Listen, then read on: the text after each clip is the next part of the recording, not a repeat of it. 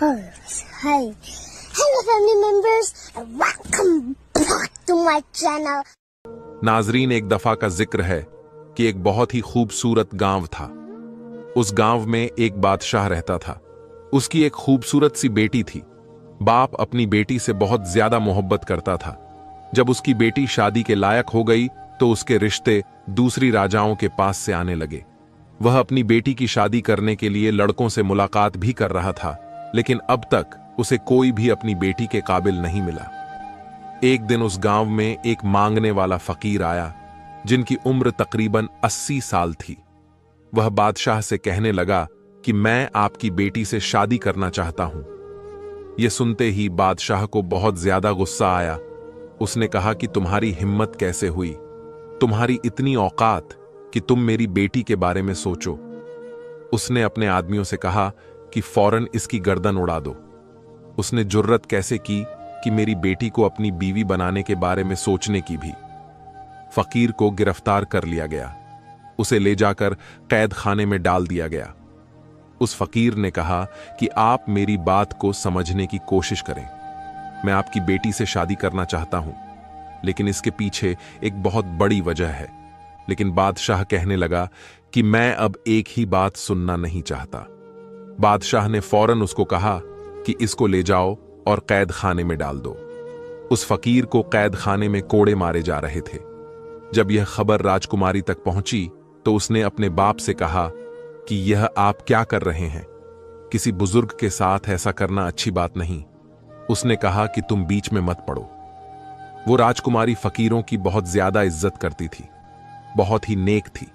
उसने कहा कि जो भी हो, मैं इस बात को पसंद नहीं करती कि इस मुल्क का राजा इस तरह से किसी बूढ़े इंसान पर जुल्म करे। राजा ने कहा कि तुम्हारी बात को मैं मान लूंगा, अब यहां से जाओ। वो वहां से जा चुकी थी, लेकिन शहजादी को यह नहीं पता था कि वह उसकी शादी का पैगाम लेकर यहां आया था। जब राजकुमारी को इस बारे में मालूम हुआ तो यह फकीर मेरे लिए शादी का पैगाम लेकर आए थे, तो अपने बाप के पास फिर आई और कहने लगी, क्या इस फकीर ने मुझसे शादी करने के लिए कहा था?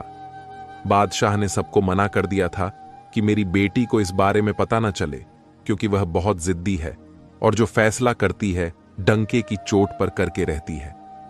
अब जब बादशाह को पता चला कि मेरी बेटी को सच्चाई मालूम हो गई है, तो वह गुस्से से आकर कहने लगा कि मेरी एकलौती बेटी, मेरी लाडली बेटी से इस बूढ़े ने शादी करने के बारे में सोचा भी कैसे? बेटी बहुत समझदार थी। बाप के सामने उस वक्त खामोश रही, लेकिन उसने दिल में सोचा कि अगर वह फकीर मुझसे शादी करना चाहता है तो उसके पीछे कोई ना कोई बात जरूर होगी। वह उसी फकीर से मुलाकात करने के लिए कैद खाने में गई। फकीर से कहने लगी कि आप मुझसे शादी क्यों करना चाहते हैं? फकीर ने कहा कि जब तुम मुझसे शादी करोगी तो उसके बाद तुम्हें खुद ही पता चल जाएगा मैंने तुमसे शादी क्यों की। वह कहने लगी कि ठीक है, मैं आपसे शादी करने के लिए तैयार हूं। यह खबर पूरे मुल्क में आग की तरह फैल चुकी थी। लोग तरह तरह की बातें कर रहे थे कि शहजादी उस बूढ़े फकीर से शादी करना चाहती है और वह खुद इस पर राजी भी है। बादशाह ने अपनी बेटी को लाख समझाने की कोशिश की तो उसने जवाब दे दिया, आपने मुझे बड़े नाजों से पाला है, मेरी हर ख्वाहिश को आपने पूरा किया। अब जब मामला शादी का है, जब मुझे शादी करनी है तो मैं उसी से शादी करूंगी जिससे मेरा दिल चाहेगा। लेकिन बादशाह मानने को तैयार नहीं था। उसकी एकलौती शहजादी थी, एक फकीर के साथ शादी रचा दी। बादशाह अपनी बेटी की जिद की वजह से बहुत ज्यादा परेशान था कि वह कैसे अपनी बेटी की शादी एक फकीर के साथ कर दे। वह बोली कि मैं शादी करूंगी तो उसी से करूंगी। मैंने उनकी आंखों में सच्चाई देखी है जो आज तक मैंने किसी की आंखों में नहीं देखी। बेटी के कहने पर बादशाह को आखिरकार मानना पड़ा।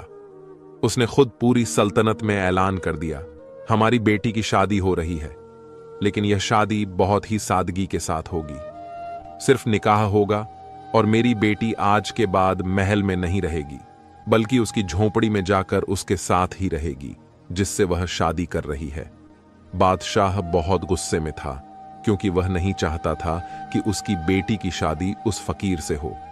वह अपनी मनमानी कर रही थी, इसलिए उसने अपनी बेटी को सजा देनी चाहिए कि जब सब कुछ ऐशो आराम छोड़कर उस फकीर के साथ झोंपड़ी में शहजादी को रहना पड़ेगा, तो उसे इससे बड़ी सजा आखिर शहजादी के लिए क्या हो सकती है। बादशाह का हुक्म तो लोगों के लिए बहुत अनोखा था, लेकिन सबसे ज्यादा हैरानगी इस बात पर हो रही थी कि शहजादी इस बात को मान गई। उसने कहा कि ठीक है, मैं फकीर के साथ झोंपड़ी में रहने के लिए तैयार हूं। जब मैं शादी कर रही हूं तो फिर जहां मेरा शौहर रहेगा मैं भी वहीं रहूंगी। ये एक अनोखी दास्तान थी जो किसी के समझ में नहीं आ रही थी। एक नौजवान शहजादी एक बूढ़े फकीर से शादी क्यों करना चाहती है। बहरहाल शादी हो गई। बादशाह के हुक्म पर फकीर के साथ शहजादी चली गई। फकीर का घर बस एक दरख्त के नीचे छोटी सी झोपड़ी थी। फकीर वहां पहुंचकर अपनी बीवी से कहने लगा, यह मेरा छोटा सा आशियाना है, तुमने अब यहीं रहना है। तुमने बगैर वजह जाने मुझसे शादी कर ली। तुम बहुत अच्छी सोच की मालिक हो। मैं तुम्हारी इस बात का बहुत ज्यादा शुक्रिया अदा करता हूं, लेकिन मेरे पास ऐसा कुछ नहीं कि दिन भर मैं भूखा रहता हूं।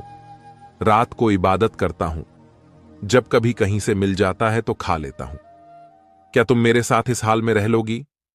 शहजादी कहने लगी कि अगर आपसे मैंने शादी की है तो इसका मतलब यही है ना कि आप जिस हाल में मुझे रखेंगे मुझे उसी हाल में रहना होगा। फकीर बोला कि मैंने तुमसे शादी की है, इसके पीछे दो बड़े राज हैं, लेकिन तुमने मुझसे शादी क्यों की?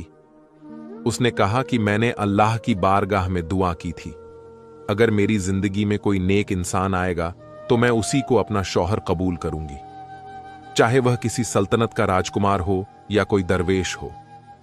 उस दिन आप हमारे लिए यहां आए। मैं अपनी दुआ को अपनी आंखों से कबूल होता देख रही थी और मैं आपसे शादी के लिए राजी हो गई। इसीलिए मेरे अब्बा जान भी आज मुझसे नाराज हैं, पर मैंने अल्लाह ताला को हाजिर और नाजिर जानकर इस रिश्ते को कबूल किया। फिर जो भी हो जाएगा आपके साथ रहना पसंद करूंगी। वह इतनी सब्र करने वाली थी कि वह फकीर ऐसी बीवी को पाकर बहुत ज्यादा खुश था और दोनों दिन भर के भूखे रहते, रात भर अल्लाह की इबादत करते। फकीर किसी मकसद के बगैर कोई काम नहीं करते। शहजादी अच्छी तरह इस बात को समझ चुकी थी। वह शाही महल छोड़कर आई थी, शाही गुजर बसर छोड़कर फकीरी की जिंदगी अपनाकर अल्लाह का शुक्र अदा कर रही थी। वह फकीर अपनी बीवी को इस हाल में देखकर अल्लाह ताला का बहुत ज्यादा शुक्रिया अदा करता, उसके लिए हमेशा दुआ करते रहता। एक दिन वह फकीर किसी काम के लिए जंगल से बाहर गए। वहां पर शहजादी से मुलाकात करने के लिए एक अनजान आदमी आ गया। वह दरअसल उसके बाप की तरफ से भेजा गया एक नौकर था। उसने कहा कि आपके अब्बा जान आपको बहुत ज्यादा याद करते हैं और कहते हैं कि हमारी शहजादी खुश है कि नहीं, उस फकीर के साथ किस हाल में है। यह सुनकर उस शहजादी का दिल भर आया और फिर उस नौकर ने कहा, हमारी बेटी से कह देना कि अगर वह वापस महल आना चाहती है तो हम उसको महल वापस बुलवा लेते हैं और यह रिश्ता भी खत्म करवा देंगे। शहजादी ने कहा, लगता है मेरे बाप ने मुझे पहचाना नहीं। मैं उनके साथ बहुत ज्यादा खुश हूं। अल्लाह की इबादत करते, फकीर किसी मकसद के बगैर कोई काम नहीं करते। शहजादी अच्छी तरह इस बात को समझ चुकी थी। वह शाही महल छोड़कर आई थी, शाही गुजर बसर छोड़कर फकीरी की जिंदगी अपनाकर अल्लाह का शुक्र अदा कर रही थी। वह फकीर अपनी बीवी को इस हाल में देखकर अल्लाह ताला का बहुत ज्यादा शुक्रिया अदा करता, उसके लिए हमेशा दुआ करते रहता। एक दिन वह फकीर किसी और अल्लाह ताला की रजा पर मैं बहुत राजी हूं। वह मेरे शौहर है और मैं उनसे बहुत ज्यादा खुश हूं। उस नौकर ने कहा कि आपके बाप ने आपके लिए एक बहुत बड़ा मोती भिजवाया है। वह नौकर जिद करके मोती को वहां पर रखकर चला गया। वह फकीर जब अपने काम से वापस आए, उन्होंने मोती को सामने देखकर कहा, यह तुम्हें किसने दिया? उसने सारी कहानी सुना दी। वह बोले, अगर आप मेरे साथ खुश नहीं हैं, अगर आप अपने वालिद के पास जाना चाहती है तो जा सकती है। मैं आपसे कोई शिकायत नहीं करूंगा। मैं आपसे राजी हूं, बल्कि मैं यही चाहूंगा कि आप खुश रहे। उस पर शहजादी कहने लगी, मैं बहुत ज्यादा खुश हूं और मुझे किसी चीज की कोई कमी नहीं है। सब कुछ मुझे आपकी सूरत में मिल गया है। आप क्या चाहते हैं ये मुझे नहीं पता, बस मैं अल्लाह की रजा के लिए यहां पर आपके साथ खुश हूं, और जहां तक बात है इस मोती की, तो इस मोती को मैं रखना नहीं चाहती। ये तो वह नौकर मेरे पास जबरदस्ती रखकर चला गया था। वह फकीर बोले कि सब कुछ मुझे आपकी सूरत में मिल गया है, आप क्या चाहते हैं ये मुझे नहीं पता, बस मैं अल्लाह की रजा के लिए यहां पर आपके साथ खुश हूं, और जहां तक बात है इस मोती की, तो इस मोती को मैं रखना नहीं चाहती। ये तो वह नौकर मेरे पास जबरदस्ती रखकर चला गया था। वह फकीर बोले कि आपको इससे कोई लगाव नहीं, आपके वालिद ने आपके लिए भेजा है। वह कहने लगी कि मुझे हर उस चीज से लगाव है जो अल्लाह की तरफ से मुझे मिली है, वरना मुझे जो कुछ मिला है मुझे कुछ नहीं चाहिए। बस यह कहने की देर थी कि वह मोती वहां से गायब हो गया। यह देखकर वह फकीर मुस्कुराए। आपने अपनी बीवी को यह बात नहीं बताई थी कि यह सब क्या हुआ है। आपने कहा कि तुम एक नेक और पारसा औरत हो। यह मोती जहां से आया था उसी जगह वापस चला गया। एक सादा औरत अपने शौहर के साथ प्यार से रहती। उम्र का इतना फर्क था, तब भी उसको सुकून था, जिसने हमेशा शाही जिंदगी देखी। सिर्फ 2 खजूरों पर आज गुजारा कर रही थी। यह बहुत ही बड़ी बात थी। कभी कभी तो खजूर भी खाने को नहीं मिलती थी। एक रात वह फकीर इबादत कर रहे थे कि उनको किसी के आने की आहट सुनाई दी गई। फकीर ने देखा तो एक आदमी अपने सर पर बड़ा सा थाल लेकर चला आ रहा है। उसने कहा कि बादशाह सलामत ने अपनी बेटी के लिए यह रात का खाना भिजवाया है, और कहा है कि मेरी बेटी से कहो सिर्फ पानी पिएगी तो मर जाएगी। उसका शौहर उसे खाने के काबिल भी नहीं है। उसका बाप अभी जिंदा है, उसे सब कुछ दे सकता है। यह सुनकर शहजादी कहने लगी, मेरी कोई ख्वाहिश नहीं है, मेरी कोई हाजत नहीं है, मैं सिर्फ अपने अल्लाह से मांगती हूं। जाओ, यह खाना लेकर वापस चले जाओ। जिसने यह खाना भिजवाया है उसी को जाकर दे दो।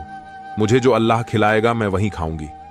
और यही मैंने अल्लाह की बारगाह में दुआ की। लेकिन नौकर मजबूर होकर थाल लेकर खड़ा रहा। शहजादी को गुस्सा आ गया। उसने कहा कि मैं यह खाना नहीं खाऊंगी, मैं अल्लाह पाक की नेमतों की नाशुक्रे नहीं हूं। शहजादी की इस बात को सुनकर फकीर की आंखों में आंसू आ गए। उन्होंने अल्लाह ताला की बारगाह में दुआ की कि या अल्लाह, यह तुझसे मांगती है, मेरी वजह से सब शुक्र से जिंदगी गुजार रही है, कभी उफ तक नहीं कहा, लेकिन आज तू मेरी बीवी के लिए आसमान से एक ऐसा फल उतार दे जो कभी किसी ने न देखा हो। फकीर की दुआ सुन ली गई। आसमान से चांदी के थाल उतरते हुए नजर आ रहे थे जिसमें खाने रखे हुए थे। बादशाह का नौकर इस मंजर को देखकर अपने होश खो बैठा। अपने खाने की थाल को लेकर वह वापस महल की तरफ चला गया। अब यहां पर उस फकीर ने कहा कि तुम हमेशा कहती हो ना, अल्लाह ताला तुम्हें खिलाएगा तभी तुम खाओगी। ये तुम्हारे लिए खाना आसमान से आ चुका है, अल्लाह ताला की तरफ से है। अब शहजादी ने अपने शौहर के साथ मिलकर वह खाना खाया। शादी से लेकर अब तक आज पहली बार उसने पेट भरकर खाना खाया था। इस पर उसने अल्लाह का शुक्र अदा किया। वह नौकर जब महल वापस पहुंचा तो उसने बादशाह से कहा, अब आप अपनी बेटी की जरा भी फिक्र न करें, उसके लिए तो आसमान से चांदी के बर्तन उतारे जा रहे हैं। वह बहुत अच्छी जिंदगी गुजार रही है। वह कोई फकीर नहीं बल्कि लगता है किसी सल्तनत का राजकुमार है।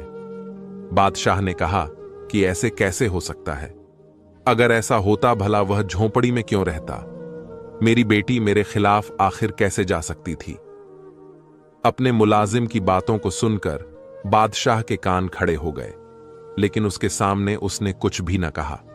उसने कहा, मैं भी तो जरा जाकर देखूं, मेरी बेटी के लिए आखिर खाना कहां से आता है।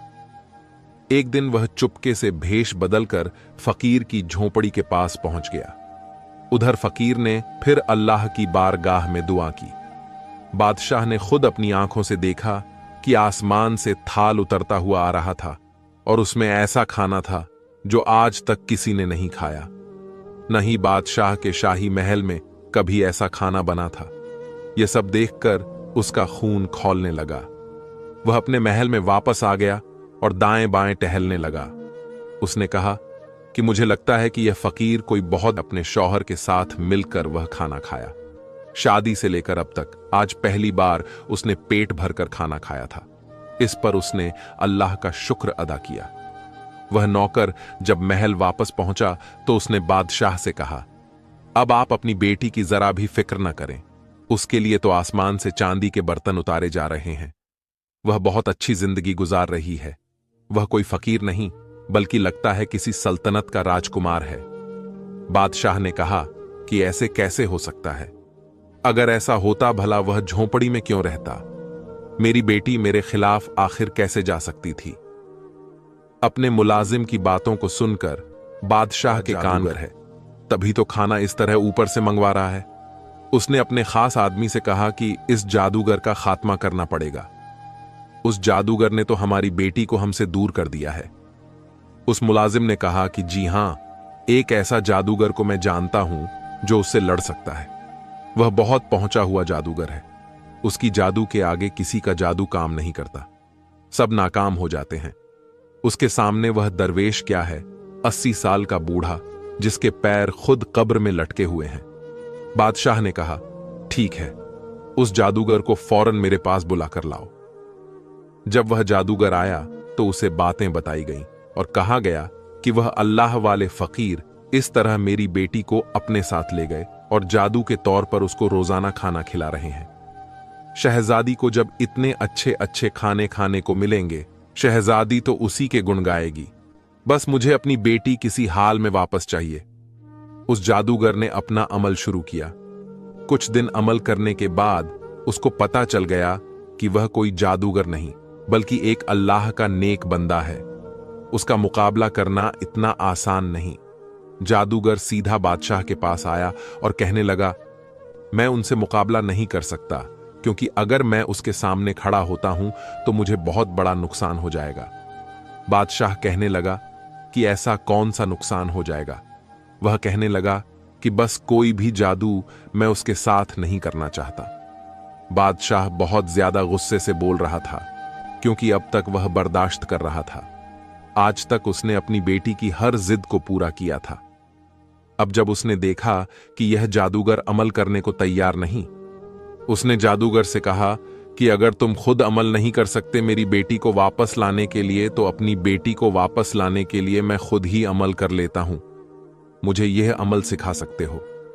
जादूगर ने कहा कि आप नहीं जानते, आपकी सल्तनत उलट जाएगी, कुछ भी नहीं बचेगा। उसने कहा कि मुझे किसी कीमत पर भी अपनी बेटी वापस चाहिए। अब जादूगर ने बादशाह के कहने पर उसे वह अमल सिखाना शुरू कर दिया। यहां पर उसकी बेटी तो अल्लाह का नाम ले रही थी और शौहर का भरम रख रही थी, नमाज अदा कर रही थी, इस्लाम के बहुत करीब होती जा रही थी। जो सुकून उसे झोंपड़ी की चटाई पर सोने से मिल रहा था, उसे वह सुकून कभी महल के नरम गद्दों पर नहीं मिला था। लेकिन उसका बाप वहां इस्लाम से दूर होकर जादू टोने में लगा हुआ था, क्योंकि उसको अल्लाह वाले फकीर को किसी भी हाल में हराना था। किसी भी हाल में उसने अपनी बेटी को वापस लेकर आना था। अब बादशाह ने जादूगर से वह अमल पूरी तरह सीख लिया। उसने जादूगर का लिबास पहनकर एक जगह बैठकर दायरा खींच लिया और मंत्र पढ़ने लगा। उस मंत्र में ऐसी ताकत मांग रहा था जिसकी जोर पर वह फकीर को खत्म करना चाहता था। लेकिन वह अल्लाह वाले फकीर तो जिस पाक परवरदिगार से दुआ मांग रहे थे, उसकी ताकत के आगे तो कोई ताकत भी काम नहीं कर सकती थी। अल्लाह वाले फकीर समझ चुके थे कि कोई उनकी जात को छेड़खानी कर रहा था और उनकी बीवी उनसे अलग करने की कोशिश कर रहा है। मगर वह अल्लाह वाले किसी भी सूरत ऐसा नहीं चाहते थे, क्योंकि जो कुछ उन्होंने किया सब इसी की वजह से किया था। फिर उन्होंने कुरान पाक खोला और उसकी तलाश शुरू कर दी। बादशाह बार बार उनकी तरह मंत्र पढ़कर फूंक रहा था, लेकिन वह हर बार उसकी तरफ पलट कर जाता। अब बादशाह ने एक खास मंत्र पढ़ना शुरू कर दिया। जब उसने मंत्र पढ़ा तो वहां पर एक बहुत बड़ा मोटा ताजा जंगली शेर आ गया। बादशाह ने कहा कि जाओ, जंगल में जो फकीर बैठा है उसको चीर फाड़ कर रख दो और मेरी बेटी को मेरे पास वापस लेकर आओ। बादशाह के हुक्म पर वह शेर जंगल की तरफ दौड़ता हुआ गया। लेकिन यहां पर तो अल्लाह वाले फकीर खूबसूरत आवाज में कुरान की तिलावत कर रहे थे। जब वह शेर उस फकीर के पास पहुंचा, कुरान शरीफ की तिलावत की आवाज सुनकर वह तिलावत सुनने के लिए वहां पर बैठ गया। जैसे जैसे वह अल्लाह का नाम लेता जा रहा था, वहां पर बादशाह की हालत खराब होती जा रही थी। जादूगर ने उसको पहले ही बता दिया था कि जादू अगर अटक गया और कोई गड़बड़ हो गई तो आपके साथ वह होगा जो कभी आप सोच भी नहीं सकते। आपको कोई जानवर बना दिया जाएगा। फकीर ने उस शेर की तरफ देखा और फिर उसने अल्लाह का नाम लेना शुरू कर दिया। वह शेर जो उस फकीर पर हमला करने के लिए आया था, वह वहां से गायब हो गया। अल्लाह वाले फकीर ने शहजादी की तरफ देखा और कहा कि मुझे माफ कर दो, मैंने तुम्हारे साथ अच्छा नहीं किया। शहजादी कहने लगी कि आपने ऐसा क्या किया है? फकीर कहने लगा कि मैंने तुम्हारे बाप की शक्ल एक जानवर जैसी बना दी। मैं ऐसा नहीं चाहता था, लेकिन उसने जो जादू मेरे ऊपर किया उसी पर पलट गया। शहजादी ने जब यह सुना तो उसे बहुत बड़ा दुख हुआ। कहने लगी कि हमें अभी महल जाना चाहिए, आखिर देखे तो माजरा क्या है। वह अपने शौहर के साथ महल में पहुंची। वहां पर बहुत ज्यादा शोरगुल मचा हुआ था। हर कोई बोल रहा था कि बादशाह को क्या हो गया, बादशाह को क्या हो गया, उसकी शक्ल जानवर जैसी कैसे बन गई। फकीर को दरवाजे पर दरबान ने अंदर नहीं आने दिया था। वह कह रहा था कि यह बहुत बड़ा जादूगर है, इसने हमारे बादशाह का यह हाल किया है। शहजादी ने कहा कि मैं इस जगह की शहजादी हूं, मुझे अंदर आने दो। वह अंदर आई। अपने बाप को इस हालत में देखा तो उसके आंसू बहने लगे। वह अपना सर पीट रहा था। उसका चेहरा तो वही बादशाह वाला था, मगर उसका पूरा बदन जानवरों जैसा बन चुका था। बेटी बाप को ऐसी शक्ल के साथ देखकर जारो कतार रोने लगी। उसने कहा कि आपने ऐसा क्यों किया? वह जैसा भी था आखिर उसका बाप था और वह बेटी थी। अपने बाप की शक्ल को देखकर वह रोने लगी। उसने कहा कि आपने ऐसा क्यों किया हमारे साथ? आपने क्यों मेरे शौहर को मारना चाहा? बादशाह ने कहा, मैं तुम्हारे शौहर को बहुत पहले से जानता था।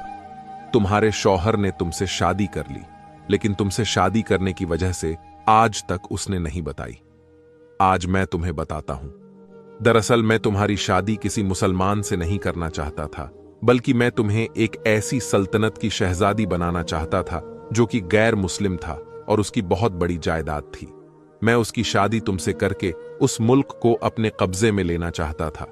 इसलिए मैंने तुम्हें यह बात नहीं बताई थी, क्योंकि तुम दीन के बहुत करीब थी और मैं जानता था कि तुम बहुत नेक हो, इबादत गुजार हो और तुम यही चाहती हो कि तुम्हारा शौहर सच्चाई के रास्ते पर चलने वाला हो। एक दिन मैं उसी गैर मुस्लिम राजकुमार से मिलने के लिए उसके मुल्क की तरफ जा रहा था। रास्ते में मुझे इस शख्स की झोंपड़ी नजर आई। मैंने उसे वहां पर इबादत करता हुआ देखा। तुम तो जानती हो कि मुझे फकीरों से सख्त नफरत है। जब मैंने इस फकीर को देखा तो मैं कहने लगा कि मेरी बेटी न जाने किसके साथ शादी करेगी। मैं किसी फकीर के साथ अपनी बेटी की कभी भी शादी नहीं करवाऊंगा। मैं तो उसे किसी राजकुमार की बीवी बनाऊंगा, अगर वह गैर मुस्लिम ही क्यों ना हो। इतना कहकर मैं वहां से गुजरने लगा तो उस बूढ़े फकीर ने मुझे रोककर कहा कि आप ऐसी बातें क्यों कर रहे हैं? एक मुसलमान होकर अपनी बेटी की शादी किसी मुसलमान से ही करें, क्योंकि दीनदार शौहर ही आपकी बेटी की इज्जत करेगा, उसको नाम देगा, मोहब्बत देगा, क्योंकि वह अल्लाह से डरने वाला होगा। इससे आपकी बेटी को भी मोहब्बत होगी। ये दौलत, ये महल, ये सब यही रह जाएंगे। आखिर में सब कुछ यही रहेगा जो आपके साथ होगा। आपका दोस्त होगा जो अल्लाह के रास्ते पर चलने वाला होगा। बस मुझे उसकी यह बातें बहुत कड़वी लगी। मैंने कहा कि तूने यह बात क्यों कही? आखिर तू होता कौन है मुझे यह बात कहने वाला? मैं अपनी बेटी की शादी जहां मर्जी करूं, यह मेरी मर्जी है। मैं उससे इतनी नफरत करने लगा कि अपने सिपाहियों से कहकर मैंने उसे कोड़े भी लगवाए। फिर भी यह मुझसे कहता रहा कि मैं अपनी बेटी पर जुल्म न करें, इसलिए यह महल मेरे पीछे पीछे आ गया तुमसे शादी करने के लिए। तुम तो वैसे ही अल्लाह के नाम पर जान देने वाली थी। तुमने अपनी मर्जी के खिलाफ जाकर इस 80 साला बुजुर्ग से शादी कर ली। मैंने सोचा था फकीर झोंपड़ी में रहता है, तुम्हें क्या दे सकेगा? तुम तो महलों में रहने वाली एक शहजादी हो। चंद दिनों के बाद तो तुम मेरे पास वापस आ जाओगी, पर तुमने सब्र और शुक्र के साथ वहीं रहकर इबादत शुरू कर दी। तुम उस झोपड़ी में भूखी रही, लेकिन महल वापस पलटकर नहीं आई। जब मैंने देखा कि आसमान से तुम्हारे लिए खाने उतर रहे हैं, तो फिर मैंने तुम दोनों पर जादू किया, जो मुझे नहीं करना चाहिए था। मेरी शक्ल एक जानवर जैसी हो गई। फिर वह बादशाह फकीर अल्लाह वाले से कहने लगा कि मुझे माफ कर दो। उसकी बेटी को यह सब सुनकर बहुत ज्यादा दुख हुआ। उसने कहा कि आपने जो चाहा था कि मेरी शादी ना हो, मगर अल्लाह ताला जो चाहता है बेहतर करता है। मेरी शादी हो गई। मैं बहुत ज्यादा खुश हूं और मेरे नसीब में सबसे अच्छा शौहर है जो अल्लाह ताला से डरता है। मुत्तकी परहेजगार तुम उस झोपड़ी में भूखी रही, लेकिन महल वापस पलटकर नहीं आई। जब मैंने देखा कि आसमान से तुम्हारे लिए खाने उतर रहे हैं, तो फिर मैंने तुम दोनों पर जादू किया, जो मुझे नहीं करना चाहिए था। मेरी शक्ल एक जानवर जैसी हो गई। फिर वह बादशाह फकीर अल्लाह वाले से कहने लगा कि मुझे माफ कर दो। उसकी बेटी को यह सब सुनकर बहुत ज्यादा दुख हुआ। उसने कहा कि आपने जो चाहा था कि मेरी शादी ना हो, मगर अल्लाह ताला जो चाहता है बेहतर करता है। मेरी शादी हो गई। मैं बहुत ज्यादा खुश हूं और मेरे नसीब में सबसे अच्छा शौहर है जो अल्लाह ताला से डरता है। मुत्तकी परहेजगार, इबादत गुजार और ईमानदार है, अपनी बीवी की इज्जत करने वाला है। मैंने हमेशा चाहा था कि मुझे जो भी मिले अल्लाह की तरफ से मिले। मेरा शौहर भी मुझे अल्लाह ने अता किया है, अगरचे वो 80 साल के हैं। इस बात पर मैं खुश हूं, क्योंकि जो शौहर अपनी बीवी का एहतराम करता है, उसकी इज्जत करता है, वही अच्छा शौहर होता है। मैं क्यों ऐसे राजकुमार को तलाश करूं जिसकी बहुत बड़ी सल्तनत हो, लेकिन उसका दिल बहुत छोटा हो। मैं जो अल्लाह की बारगाह में दुआ मांगती हूं, मुझे मिल जाता है, फिर मुझे क्या चाहिए। अभी वह बोल ही रही थी कि एक लम्हे उस फकीर की शक्ल बदली। वह नौजवान बहुत ही ज्यादा खूबसूरत था। उसने जब अपने शौहर को गौर से देखा तो कहने लगी कि सुभान अल्लाह, आप कौन हैं? उस अल्लाह वाले ने कहा कि मैं तुम्हारा शौहर हूं।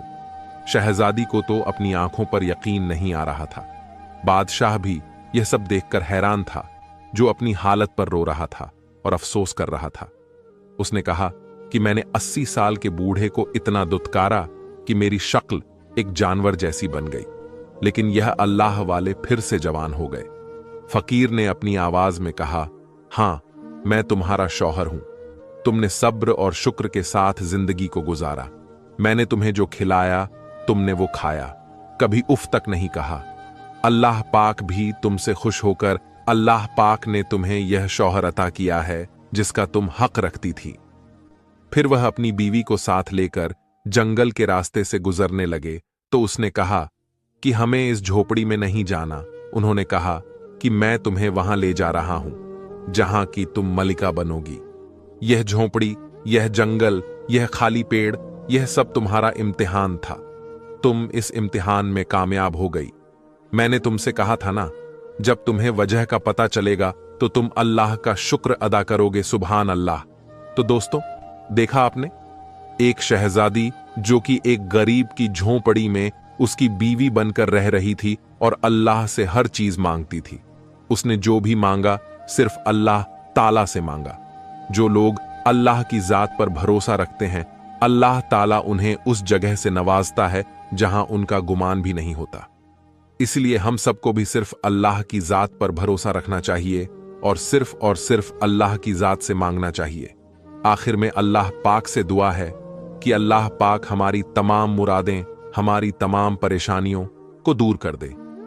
अल्लाह पाक से दुआ है कि अल्लाह पाक हमारी तमाम मुश्किलों को दूर करें और अल्लाह ताला हमारी हर जायज ख्वाहिशात को पूरा करें। आमीन। प्यारे दोस्तों, इस वीडियो को लाइक जरूर कर दे, क्योंकि लाइक करने से YouTube इस वीडियो को और भी ज्यादा लोगोदार और ईमानदार है, अपनी बीवी की इज्जत करने वाला है। मैंने हमेशा चाहा था कि मुझे जो भी मिले अल्लाह की तरफ से मिले। मेरा शौहर भी मुझे अल्लाह ने अता किया है, अगरचे वो 80 साल के हैं। इस बात पर मैं खुश हूं, क्योंकि जो शौहर अपनी बीवी का एहतराम करता है, उसकी इज्जत करता है, वही अच्छा शौहर होता है। मैं क्यों ऐसे राजकुमार को तलाश करूं जिसकी बहुत बड़ी सल्तनत हो, लेकिन उसका दिल बहुत छोटा हो। मैं जो अल्लाह की बारगाह में दुआ मांगती हूं, मुझे मिल जाता है, फिर मुझे क्या चाहिए।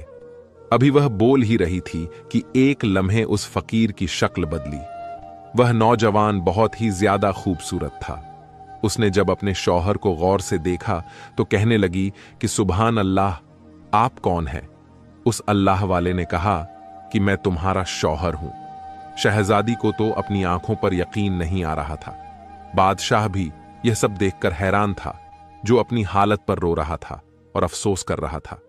उसने कहा कि मैंने 80 साल के बूढ़े को इतना दुत्कारा कि मेरी शक्ल एक जानवर जैसी बन गई, लेकिन यह अल्लाह वाले फिर से जवान हो गए।